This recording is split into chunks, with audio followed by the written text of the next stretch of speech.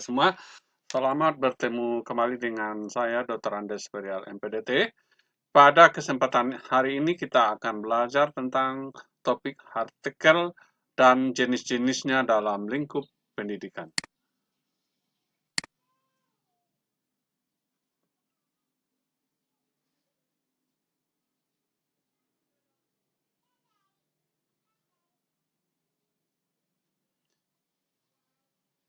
Bapak Ibu guru hebat Nusantara, sama-sama kita ketahui kalau kita menyusun artikel, katakanlah itu dari PTK, kemudian kita muat pada jurnal tingkat nasional yang terakreditasi, maka nanti kita akan mendapatkan angka kredit 3.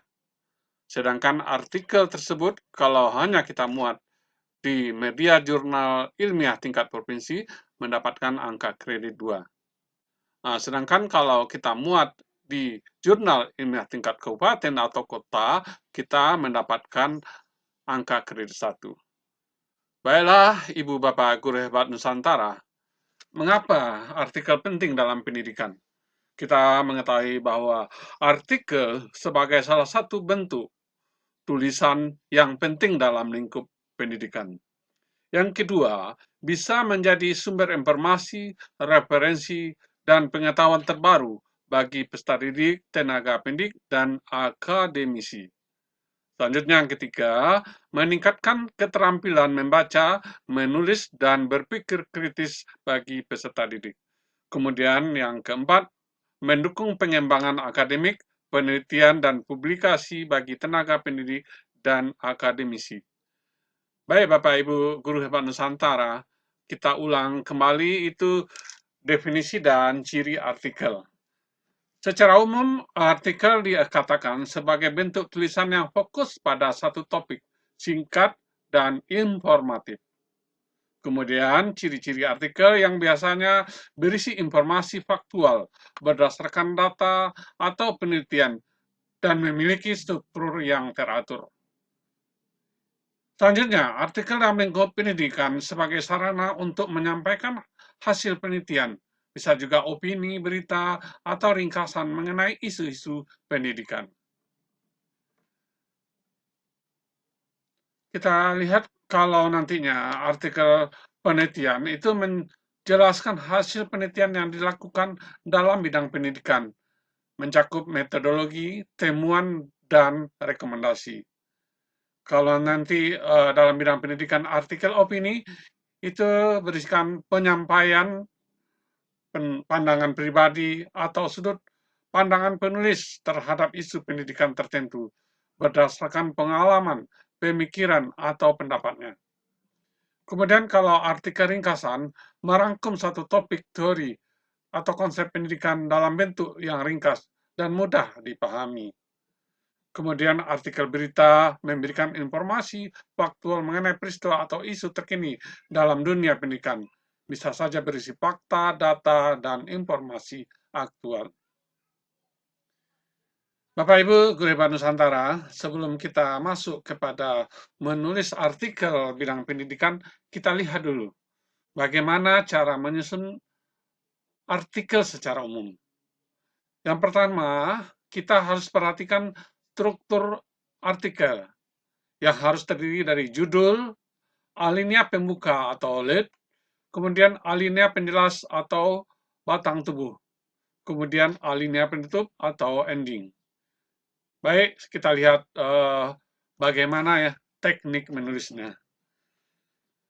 Kalau kita ingin menulis artikel secara umum, yang pertama sekali harus kita pilih tema. Dari tema, kita tentukan judul, atau bisa saja judul ini kita tetapkan di belakangan. Kemudian kita susun alinea pertama. Uraikan tema dalam beberapa alinea. Perjelas, tergantung panjang pendek tulisan kita. Kemudian kita harus perhatikan format gaya penulisan ilmiah atau populer. Kemudian eksploitasikan data atau referensi yang penting. Kemudian simpulkan pendapat dalam alinea penutup. Jadilah ini draft awal artikel kita. Setelah itu, kita harus melakukan edit ulang draft awal. Judul bisa ditentukan saat ini. Kemudian, yang terakhir, draft final artikel langsung dikirimkan kepada media massa, atau bisa saja kita mintakan pendapat kawan-kawan atau proofreader. Kemudian, kita masuk yang pertama, bagaimana itu memilih tema. Yang pertama, kita harus melakukan eksplorasi gagasan seluas mungkin, dengan banyak membaca, mendengar, dan berdiskusi. Kemudian, kita pilih tema yang relevan dengan minat atau bidang kompetensi kita. Kemudian yang ketiga, pilih tema yang aktual, yang sedang hangat, dan jadi pembicaraan publik. Kemudian, tentukan sikap atas tema masalah yang akan dibahas, apakah pro atau kontra. Kemudian untuk menentukan judul, judul ini harus mewakili tema yang akan dibahas atau pendapat yang akan kita ajukan. Sebaiknya singkat, 4-5 kata, dan padat, syarat dengan makna. Kemudian yang ketiga harus menarik dan menggugah orang untuk membaca.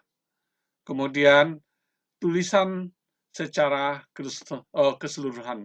Ini maksudnya menggambarkan isi daripada artikel kita secara keseluruhan.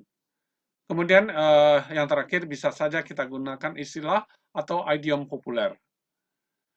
Bapak Ibu Guru Hebat Nusantara, bagaimana cara kita menyusun alinea pertama? Biasanya satu alinea mengandung satu pokok pikiran. Uraikan satu inti masalah dengan singkat. Bisa saja menjadi 3 atau 5 kalimat.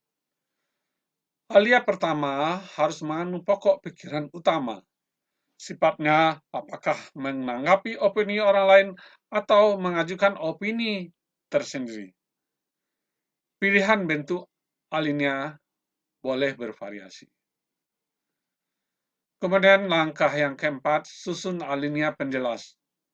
Yang pertama, kita uraikan pokok pikiran utama atau main ide kita menjadi beberapa pokok pikiran penunjang atau turunan. Kemudian yang kedua, setiap pokok pikiran itu disusun dalam alinea tersendiri. Yang ketiga, hubungkan satu alinea dengan alinea selanjutnya dengan jembatan pikiran atau bridging yang kuat. Yang keempat, hubungan antar alinea harus bersifat, bisa saja bersifat kronologis atau waktu, bersifat spasiologis, ruang, dan bisa saja bersifat kausalitas, sebab akibat. Selanjutnya yang kelima, mengolah gaya penulisan. Dalam penulisan artikel ada 3 gaya utama. Yang pertama itu dikenal dengan deskripsi. Ini adalah memeriksa fakta apa adanya secara detail.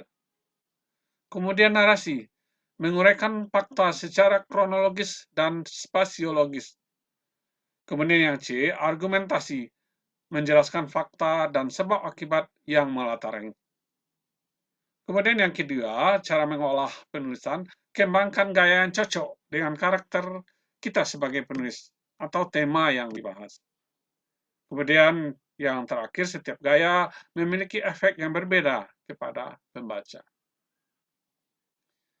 Kemudian yang keenam, eksploitasi data dan rujukan.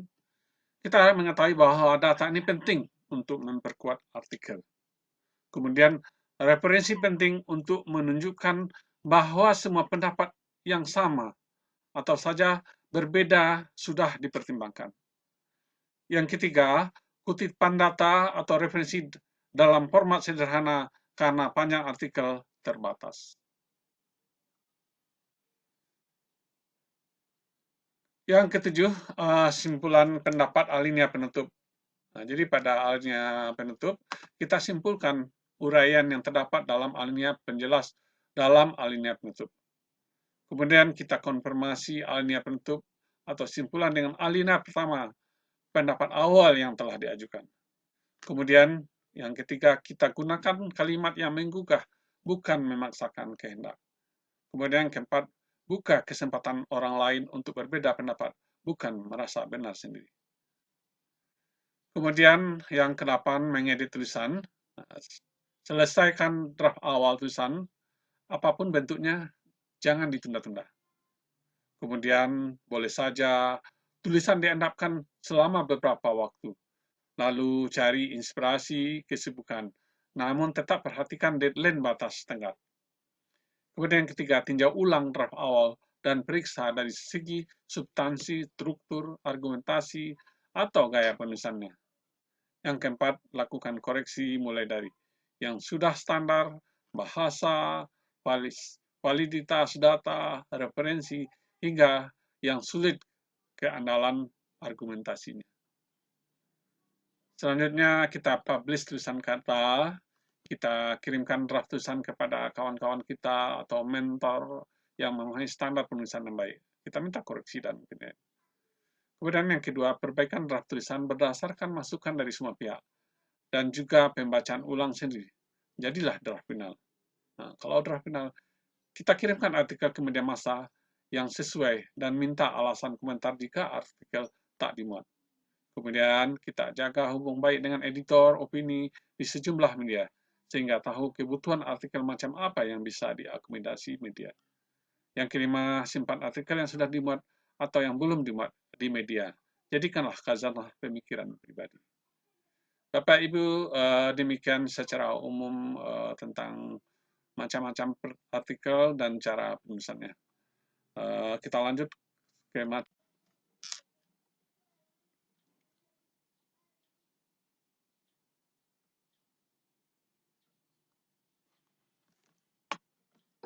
Selamat berjumpa kembali Bapak Ibu Gereba Nusantara.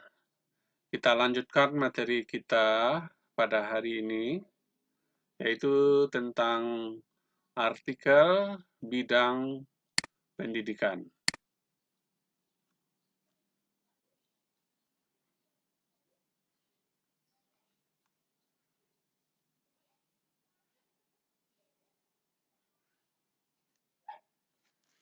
Pada kesempatan ini, kami ingin berbagi kepada kita semua bagaimana trik praktis menyusun artikel opini bidang pendidikan. Yang pertama, kita pilih topik yang menarik dan relevan. Pilih topik yang sedang menjadi isu penting dalam dunia pendidikan, atau topik yang kontroversial. Pastikanlah topik yang dipilih relevan dengan konteks kekinian dan mempengaruhi banyak orang. Mungkin sebagai salah satu contoh sekarang ini, topik tentang kurikulum merdeka. Kalau ini kita bahas, tentu saja akan menjadi hal-hal yang sangat menarik. Dan kalau kita buat sesuatu yang kontroversial, katakanlah kita membuat judulnya, kita katakan menolak kurikulum merdeka, nah, mungkin itu tanda tanyanya saja. Nah, itu mungkin ini akan menarik bagi pembaca. Kemudian tentukan sudut pandang yang jelas sebelum menulis. Kita tentukan sudut pandang atau argumen yang ingin kita sampaikan dengan jelas.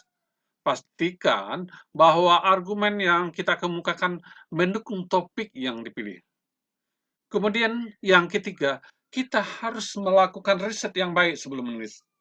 Lakukanlah riset terlebih dahulu untuk memastikan argumen yang kita sampaikan terbukti adanya fakta dan data. Kita gunakan sumber terpercaya dan valid untuk memastikan artikel opini yang dapat dipercaya. Selanjutnya, trik yang keempat, kita gunakan bahasa yang mudah dipahami. Karena artikel dibaca oleh banyak orang, pastikan bahasa yang digunakan mudah dipahami dan tidak terlalu kaku atau formal. Kemudian kita juga harus buat struktur yang jelas. Struktur yang jelas dapat membantu pembaca memahami artikel atau opini dengan mudah. Kita mulai dengan pendahuluan yang menarik, lanjutkan dengan argumen utama, dan akhiri dengan kesimpulan yang kuat. Nah, ini seperti yang kita bahas pada pembuatan artikel secara umum. Kemudian yang keenam, kita bisa berikan contoh konkret. Gunakan contoh konkret dan nyata untuk mendukung argumen yang dikemukakan. Hal ini dapat membantu membuktikan bahwa argumen yang disampaikan benar-benar relevan dan memiliki dampak dalam kehidupan sehari-hari. Kemudian yang ketujuh, kita gunakan gaya penulisan yang menarik. Gaya penulisan menarik agar pembaca tidak merasa bosan saat membaca artikel atau opini. Kemudian, kita cobalah untuk menggunakan kalimat yang variatif dan singkat, dan kalau perlu gunakan humor jika memungkinkan.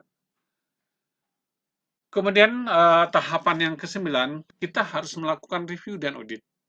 Jadi, setelah menyelesaikan artikel opini, jangan lupa untuk mereview dan mengedit kembali. Kita pastikan tidak ada kesalahan dari gramatikal atau penulisan yang dapat membingungkan pembaca. Kemudian selanjutnya, kita gunakan argumen yang kuat dan logis. Pastikan argumen yang sampai dalam artikel opini memiliki dasar yang kuat dan logis. Gunakan fakta, data, dan logika untuk mendukung pendapat.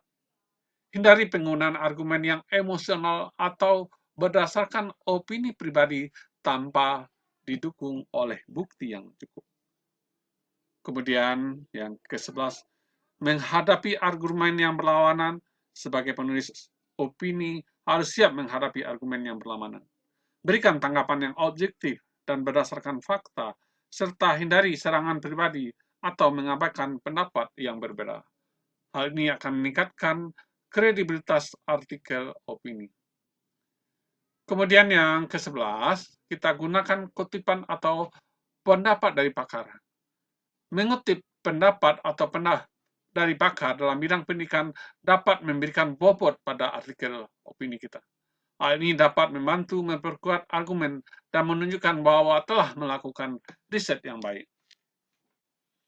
Kemudian yang ke-12, gunakan gaya penulisan yang berani dan orisinal. Artikel opini adalah bentuk tulisan yang mengizinkan untuk mengekspresikan pandangan pribadi. Gunakan gaya penulisan yang berani dan orisinal untuk menarik perhatian pembaca dan membuat artikel menjadi unik. Kemudian kita yang ketiga bahas periksa etika penulisan. Pastikan artikel mematuhi etika penulisan, termasuk tidak melakukan plagiarisme, mengutip sumber dengan benar, dan memberikan penghargaan kepada pemilik asli ketika menggunakan data atau informasi dari sumber lain.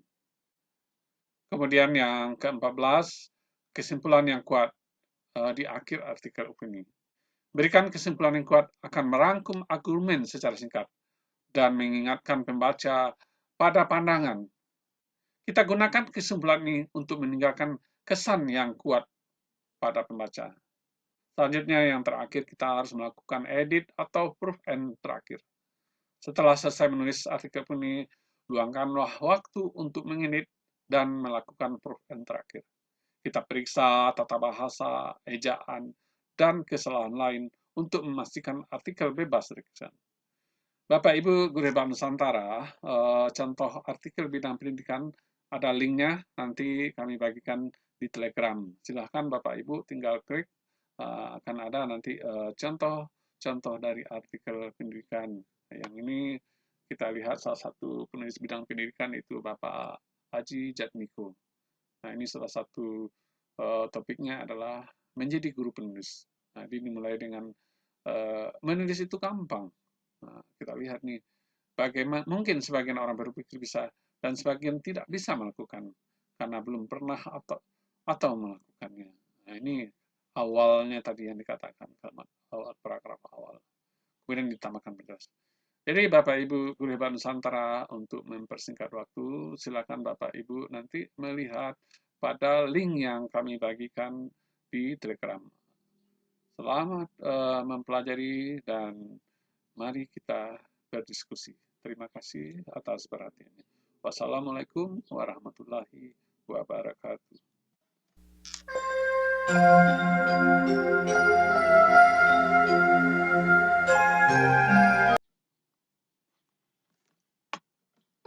Selamat berjumpa kembali Bapak Ibu Guru Hebat Nusantara.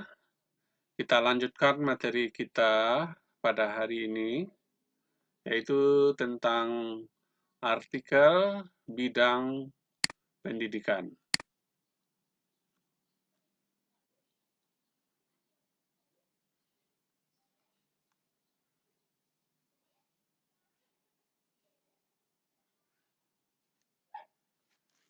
Pada kesempatan ini, kami ingin berbagi kepada kita semua bagaimana trik praktis menyusun artikel opini bidang pendidikan. Yang pertama, kita pilih topik yang menarik dan relevan. Pilih topik yang sedang menjadi isu penting dalam dunia pendidikan, atau topik yang kontroversial. Pastikanlah topik yang dipilih relevan dengan konteks kekinian dan mempengaruhi banyak orang. Mungkin sebagai salah satu contoh sekarang ini, topik tentang kurikulum merdeka. Kalau ini kita bahas, tentu saja akan menjadi hal-hal yang sangat menarik. Dan kalau kita buat sesuatu yang kontroversial, katakanlah kita membuat judulnya, kita katakan menolak kurikulum merdeka, nah, mungkin itu tanda tanyanya saja. Nah, itu mungkin ini akan menarik bagi pembaca. Kemudian tentukan sudut pandang yang jelas sebelum menulis. Kita tentukan sudut pandang atau argumen yang ingin kita sampaikan dengan jelas. Pastikan bahwa argumen yang kita kemukakan mendukung topik yang dipilih. Kemudian yang ketiga, kita harus melakukan riset yang baik sebelum menulis. Lakukanlah riset terlebih dahulu untuk memastikan argumen yang kita sampaikan terbukti adanya fakta dan data. Kita gunakan sumber terpercaya dan valid untuk memastikan artikel opini yang dapat dipercaya. Selanjutnya, trik yang keempat, kita gunakan bahasa yang mudah dipahami. Karena artikel dibaca oleh banyak orang, pastikan bahasa yang digunakan mudah dipahami dan tidak terlalu kaku atau formal. Kemudian kita juga harus buat struktur yang jelas. Struktur yang jelas dapat membantu pembaca memahami artikel atau opini dengan mudah. Kita mulai dengan pendahuluan yang menarik, lanjutkan dengan argumen utama, dan akhiri dengan kesimpulan yang kuat. Nah, ini seperti yang kita bahas pada pembuatan artikel secara umum. Kemudian yang keenam, kita bisa berikan contoh konkret. Gunakan contoh konkret dan nyata untuk mendukung argumen yang dikemukakan. Hal ini dapat membantu membuktikan bahwa argumen yang disampaikan benar-benar relevan dan memiliki dampak dalam kehidupan sehari-hari. Kemudian yang ketujuh, kita gunakan gaya penulisan yang menarik. Gaya penulisan menarik agar pembaca tidak merasa bosan saat membaca artikel atau opini. Kemudian, kita cobalah untuk menggunakan kalimat yang variatif dan singkat. Dan kalau perlu, gunakan humor jika memungkinkan. Kemudian, tahapan yang ke-9, kita harus melakukan review dan audit. Jadi, setelah menyelesaikan artikel opini, jangan lupa untuk mereview dan mengedit kembali. Kita pastikan tidak ada kesalahan dari gramatikal atau penulisan yang dapat membingungkan pembaca. Kemudian selanjutnya, kita gunakan argumen yang kuat dan logis. Pastikan argumen yang sampai dalam artikel opini memiliki dasar yang kuat dan logis. Gunakan fakta, data, dan logika untuk mendukung pendapat. Hindari penggunaan argumen yang emosional atau berdasarkan opini pribadi tanpa didukung oleh bukti yang cukup. Kemudian yang ke-11, menghadapi argumen yang berlawanan. Sebagai penulis opini harus siap menghadapi argumen yang berlawanan. Berikan tanggapan yang objektif dan berdasarkan fakta, serta hindari serangan pribadi atau mengabaikan pendapat yang berbeda. Hal ini akan meningkatkan kredibilitas artikel opini. Kemudian yang ke-11, kita gunakan kutipan atau pendapat dari pakar. Mengutip pendapat atau dari pakar dalam bidang pendidikan dapat memberikan bobot pada artikel opini kita.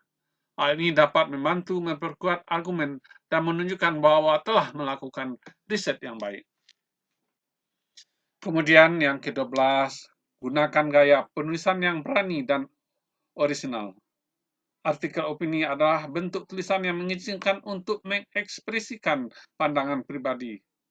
Gunakan gaya penulisan yang berani dan orisinal untuk menarik perhatian pembaca dan membuat artikel menjadi unik. Kemudian kita yang ketika bahas periksa etika penulisan. Pastikan artikel mematuhi etika penulisan, termasuk tidak melakukan plagiarisme, mengutip sumber dengan benar, dan memberikan penghargaan kepada pemilik asli ketika menggunakan data atau informasi dari sumber lain. Kemudian yang ke-14, kesimpulan yang kuat di akhir artikel opini. Berikan kesimpulan yang kuat akan merangkum argumen secara singkat dan mengingatkan pembaca pada pandangan. Kita gunakan kesimpulan ini untuk meninggalkan kesan yang kuat pada pembaca. Selanjutnya yang terakhir kita harus melakukan edit atau proof and terakhir. Setelah selesai menulis artikel ini, luangkanlah waktu untuk mengedit dan melakukan proof and terakhir. Kita periksa tata bahasa, ejaan, dan kesalahan lain untuk memastikan artikel bebas dari kesalahan. Bapak Ibu Guru Hebat Nusantara, contoh artikel bidang pendidikan ada linknya, nanti kami bagikan di Telegram. Silahkan Bapak Ibu tinggal klik, akan ada nanti contoh dari artikel pendidikan. Yang ini kita lihat salah satu penulis bidang pendidikan itu Bapak Haji Jatmiko. Nah ini salah satu topiknya adalah menjadi guru penulis. Nah ini dimulai dengan menulis itu gampang. Nah, kita lihat nih, bagaimana mungkin sebagian orang berpikir bisa dan sebagian tidak bisa melakukan karena belum pernah atau melakukannya. Nah, ini awalnya tadi yang dikatakan kalimat awal paragraf awal. Kemudian ditambahkan penjelasan. Jadi Bapak Ibu Guru Hebat Nusantara, untuk mempersingkat waktu, silakan Bapak Ibu nanti melihat pada link yang kami bagikan di Telegram. Selamat mempelajari dan mari kita berdiskusi. Terima kasih atas perhatiannya. Wassalamualaikum warahmatullahi wabarakatuh.